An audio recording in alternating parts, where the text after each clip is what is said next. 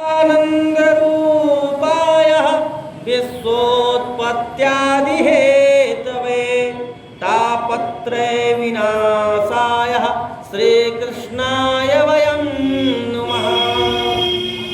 जो संपूर्ण सृष्टि की उत्पत्ति, स्थिति और विनाश के कार्य करने वाले हैं तथा जो आध्यात्मिक, अधिदैविक और अधिभौतिक तीनों प्रकार के तापों को नष्ट करने वाले हैं, ऐसे हम महान परम परमात्मा को बारंबार नमस्कार करते हैं। ईश्वर कैसा है? ईश्वर सच्चिदानंद स्वरूप, सर्वाधार, सर्वंतर्यामी, अजर, अमर, अभय, नित्य और पवित्र करता है। ऐसे सच्चिदानंद भगवान का हमें स्मरण करना है, जो सत्य स्वरूप है, क्षण कण कण उसका सत्य में है, पल पल उसका सत्य में है, हर क्षण और हर पल जो सत्य में रहता है, ऐसे सच्चिदानंद भगवान का हमें स्मरण करना है। तो ऐसे परमात्मा की हम अनुपम कथा का रसास्वादन करने के लिए बैठे हैं। बोले सच्चिदानंद भगवान की जय। यह श्रीमद् भागवत कथा पुनीत कथा है, पावन कथा है। एक बार वीणा पाणी नारद अनेकों लोकों में भ्रमण करते हुए कैलाश पर्वत की ओर जा पहुंचे। वहां पहुंच करके क्या देखते हैं कि माता पार्वती कैलाश पर्वत की डोरी पर बैठी हुई है। नारद बाबा निकले और नारद बाबा का भजन चल रहा था। वीणा लिए हुए वीणा पाणी नारद भजन को गाते हुए और वहां से निकलते हैं और कहते क्या है?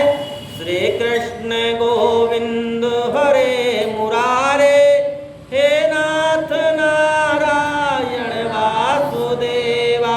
श्री कृष्ण गोविंद हरे मुरारे, हे नाथ नारायण वासुदेवा।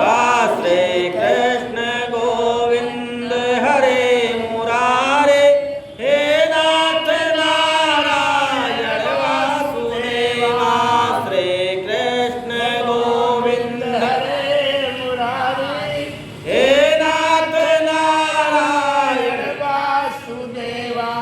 अब ऐसी करताल को जब माता पार्वती ने सुना, नारद जी को प्रणाम किया। नारद जी कहाँ जा रहे हैं? नारद जी ने माता को प्रणाम किया। देवी, मैं तो ऋषि हूँ, इधर उधर भ्रमण करना मेरा कार्य है, मैं भ्रमण कर रहा हूँ और भगवान देवाधिदेव महादेव नहीं दिख रहे। माता पार्वती ने कहा वो समाधिस्थ है। नारद जी ने कहा कि देवी, यही तो कारण है देवाधिदेव महादेव का, वो पूरी बात आपसे नहीं बताते मैया, हर बात आपसे छुपा लेते हैं मैया। माता पार्वती ने कहा नारद जी, आप कौन सा ये माया जाल फैला रहे हैं? अरे वो तो मेरे प्रभु हैं, जगदाधार है, परमात्मा है, सदा शिव है, वो सब मुझे बता देते हैं। कोई ऐसी बात नहीं है जो मुझसे छिपा ले जावे। तब नारद जी ने कहा मैया, यदि सब कुछ बता देते हैं भोले बाबा, तो ये बताओ कि ये जो मुंडों की माला भगवान देवाधिदेव पहनते हैं, धारण करते हैं, ये किनकी मुंडों की माला है? कभी बताया है? माता आश्चर्यचकित हो गई, आज तक ये बताया ही नहीं। और नारद जी ने इतना कहा और अपनी वीणा को लिया और हरि नाम संकीर्तन करते हुए आगे की ओर चले गए। माता पार्वती इधर उधर भ्रमण करते हुए देवाधिदेव महादेव के पास गई। शंभु ने नेत्र खोले और हमारे भोले बाबा जो है निश्चल है, निराकार है, अगम अगोचर है, मन जिसका चिंतन नहीं कर सकता, वाणी जिसका बखान नहीं कर सकती, ऐसे देवाधिदेव महादेव है। सौम्य चित्त अवस्था पर बैठे हुए देवाधिदेव महादेव ने जब देखा कि लगता है आज पार्वती के हृदय में कोई अनुपम प्रश्न उठा है, प्रबल हो चुका है, तब देवाधिदेव ने कहा देवी क्या हुआ? तब माता पार्वती ने कहा शंभो, भोलेनाथ, ये बताइए आप मुझसे विद्रोह करते हैं?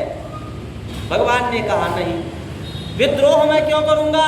अरे हमारे भक्त तो हमें अर्धनागेश्वर भगवान के नाम से जानते हैं, आधा भगवान शिव का आधा माता पार्वती का रूप हमारा है, तो ये बताओ हम तुमसे विद्रोह क्यों करेंगे। तब माता ने कहा कि भोलेनाथ आप ये मुंडों की माला क्यों धारण करते हैं, किसके मुंड के माला हैं आप बताएं। तब पार्वती को बताने लगे भोले बाबा कि मैं शिव हूँ, अखंड हूँ, अछेद हूँ, मेरा जन्म नहीं होता ना मेरी मृत्यु होती। अच्छा, लेकिन देवी तुम इस संसार में कई बार तुम्हारा जन्म हुआ और कई बार तुम मृत्यु को प्राप्त हुई।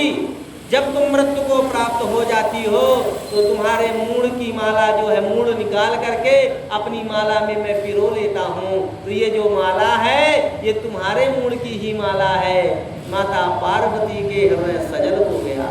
वाह संभो, ऐसे स्वामी मुझे मिले हैं, ऐसे पति मुझे मिले हैं। मैं नारद के बहकावे में आ गई, नारद को उल्टा कहने लगी। तब भोले बाबा ने कहा नहीं देवी, नारद किसे कहते हैं, जो बात रद ना हो उसे नारद कहा जाता है। नारद जी कोई प्रयोजन से ही यह कार्य को कहा है, कोई लीला रचना चाहते हैं। आओ मैं तुम्हें अमर कथा सुनाता हूँ। अमर कथा सुनाने के लिए देवाधिदेव महादेव ने पार्वती को लिया और एक घनघोर जंगल में जा पहुंचे। वहां पर बीहवान जंगल था। भगवान देवाधिदेव ने डमरू बजाया, अंडज श्वेतज उद्वज वारी जो भी जीव थे सब उड़ उड़कर भाग गए। लेकिन उसी समय एक गर्भणी तोती थी, उसी का गर्भ से एक अंडा हुआ। दूसरा डमरू भगवान ने बजाया तो वह अंडा फूट गया और उसमें से एक तोता निकल आया। भगवान ने सोचा कि अब सब चले गए, माता पार्वती को उस बड़ वृक्ष के नीचे बैठा लेते हैं और अमर कथा सुनाने लगते हैं। अमर कथा कौन है, यही श्रीमद् भागवत कथा है, जिसमें 12 स्कंद 335 अध्याय 18,000 श्लोक है। ऐसी पावन कथा को रसास्वादन भगवान देवाधिदेव कराने लगे और माता से कहा, देवी कथा का कुछ नियम है, मैं कथा कहूँगा, आप बड़े हृदय से सुनिए और तो फिर आगे क्या हुआ ऐसा कहती रहेगी, मैं कथा रसपान कराता रहूँगा। देवाधिदेव महादेव कथा सुनाने लगे। संपूर्ण कथा सुना डाली। जैसे दसम स्कंद में पहुँचते हैं माता जी की नींद लग जाती है। उसी वृक्ष पर टिक करके माता जी सो गई। बोले वृंदावन बिहारी लाल भगवान की।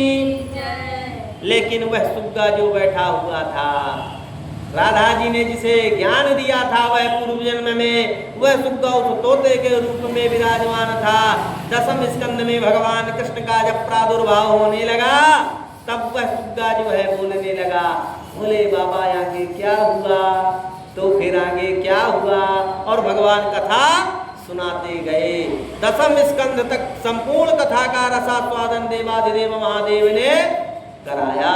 और जैसे दसम स्कंद 12 स्कंद हुआ, एक 11वां और 12वां स्कंद हुआ, नेत्र को खोला देवाधिदेव महादेव, देखते हैं कि माता पार्वती सो गई।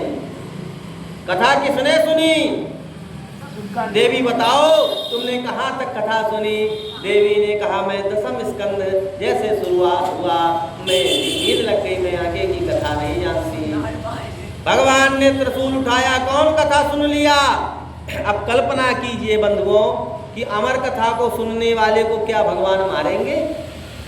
भगवान ने तो यह परीक्षा ली कि यह पात्र में गई कथा कि कुपात्र में गई, क्योंकि शास्त्र कहता है कि ऐ मुझे जानने वालों, मुझे जानकर उसे मत देना जो मेरा और तुम्हारा दोनों का उपहास करे।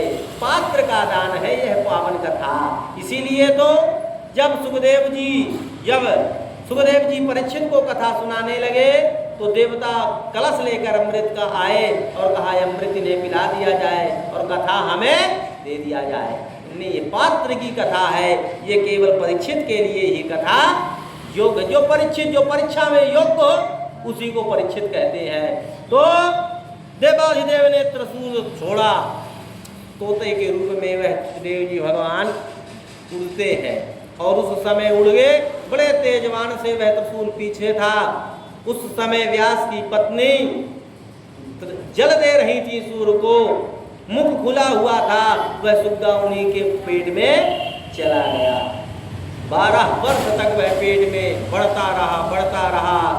एक दिन सुग्गे ने आकाशवाणी सुनी कि अब क्या होगा, माँ का गर्भ बढ़ रहा है, कष्ट है माँ को। तो आकाशवाणी में यह निकला कि भैया 1 मिनट के लिए गाय के सींग में सरसों रख दिया जाए और जितनी देर तक सरसों टिके उतना माया से यह संसार विरक्त कर दिया जाए और मैं इस संसार से माँ के गर्भ से निकल करके परमात्मा को प्राप्त करूं, यह मुझे चांस दे दिया जाए। भगवान ने ऐसा ही किया। गाय के सींग पर सरसों रखा गया। उतने क्षण के लिए सृष्टि जो है शून्य अवस्था में हो गई। सुखदेव जी का जन्म होता है और सुखदेव जी निकल कर बाहर जाते हैं। देवादिदेव महादेव ने विचार किया कि बस यह पात्र के ऊपर जो है कथा गई है, भगवान अपना त्रिशूल हाथ में ले लेते हैं और सुखदेव जी महाराज का प्रादुर्भाव हो जाता है। बोले